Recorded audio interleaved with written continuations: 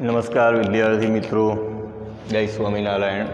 ધોરણ 6 વિષય ગણિત, ચેપ્ટર 7 અપૂર્ણાંક સંખ્યાઓ, જેમાં આજે આપણે ચોથા ભાગના વિડીયોની વાત કરીએ છીએ, જેમાં આપણે શીખીશું સમ અપૂર્ણાંક આપણે કેવી રીતે શોધીએ.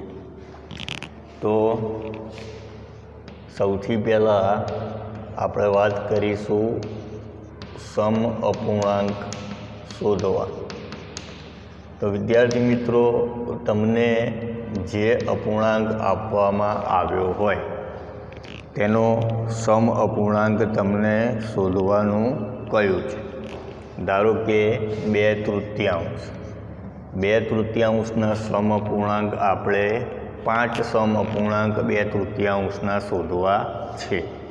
તો એના માટે એકદમ સરળ બાબત છે કે આપણે પહેલો સમ અપૂર્ણાંક શોધીએ.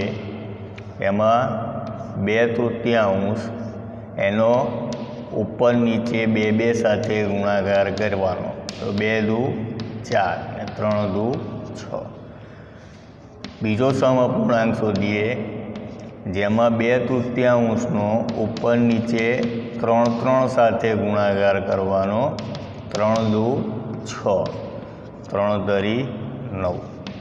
ત્રીજો સમ અપૂર્ણાંક શોધવા માટે 2/3 ઉપર નીચે 4 સાથે ગુણાકાર કરીએ. એટલે મતલબ જે સંખ્યા જોડે ગુણાકાર કરીએ એ સંખ્યા સાથે અંશ અને છેદ બંનેનો ગુણાકાર કરવા.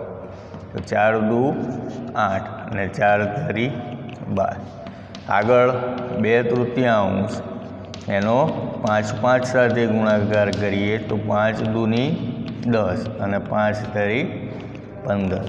અને પાંચમો સમ અપૂર્ણાંક, જેમાં 2/3 6 સાથે ગુણાકાર કરીશું. 6 દુની 12 અને 6 તરી 18. એટલે 2/3 સમ અપૂર્ણાંકો થશે 4 ષષ્ઠમાંશ, 6 નવમાંશ, 8 12અંશ, 10 15અંશ, 12 18અંશ. આમ એકદમ સરળ રીતે આપણે સમ અપૂર્ણાંક શોધી શકીએ. જરૂરી નથી કે આપણે 2/2 શરૂઆત કરીએ.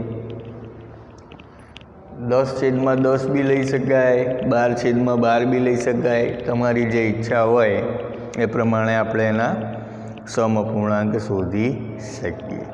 તો એ જ રીતે વિદ્યાર્થી મિત્રો, તમારે 1/5, પછી 3/5 અને 5/9 આ ત્રણે અપૂર્ણાંકના સમ અપૂર્ણાંકો શોધવાના છે અને તેના ફોટા પાડી મારા વોટ્સઅપ નંબર ઉપર સેન્ડ કરવાના છે, જેથી ખ્યાલ આવે કે તમને કેટલું આવડ્યું છે.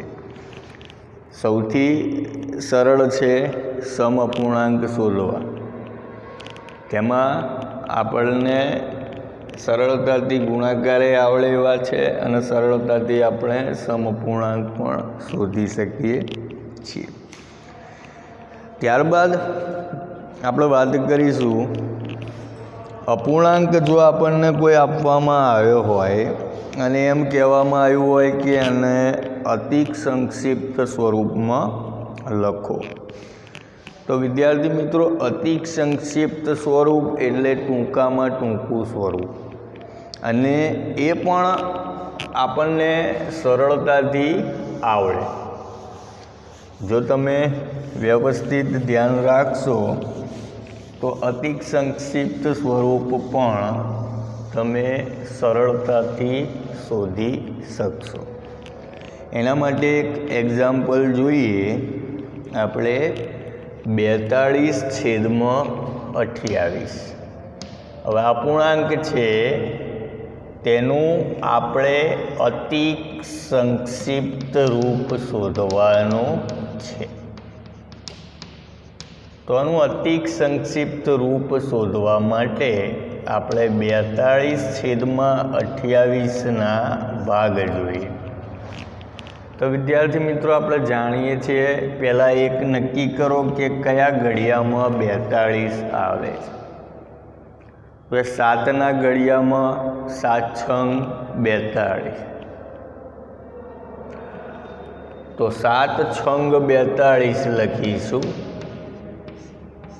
28 કોના ઘડિયામાં આવે છે? તો 7ના ઘડિયામાં. 7 ચોક 28. આ 7 7 ઉડી ગયા. હવે આપણી પાસે વધ્યા શું? 6/4. એના પણ ભાગ ચાલે છે. 2ના ઘડિયામાં 6 પણ આવે છે અને 2ના ઘડિયામાં 4 પણ આવે છે. 2 તરી 6 અને 2 દૂની 4. તો વિદ્યાર્થી મિત્રો, અહીંયા આપણે જોઈએ તો આ 2 જાય તો વધે છે 3/2.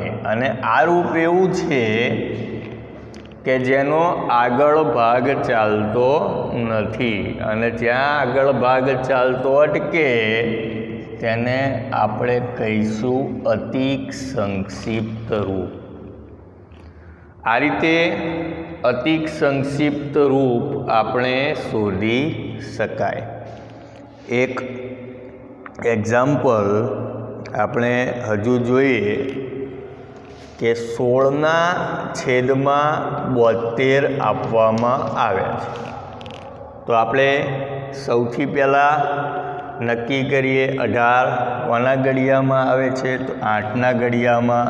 8 દૂની 16. 72 એ પણ 8ના ઘડિયામાં આવે છે કે નહીં? 8 9 72. તો અહીંયા જો આપણે 8 8 જતા રહ્યા તો વધે છે 2/9. એનો આગળ ભાગ ચાલતો નથી, અને તેથી 2/9 એ અતિક સંક્ષિપ્ત રૂપ થશે. આ રીતે વિદ્યાર્થી મિત્રો, તમે સમઅપૂર્ણાંક અને અતિક સંક્ષિપ્ત રૂપ વિશે જાણ્યું.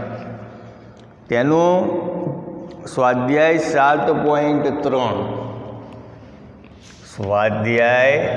7.3 જેમાં આ સમઅપૂર્ણાંક અને અતિક સંક્ષિપ્ત રૂપને લગતા દાખલા આપવામાં આવે છે.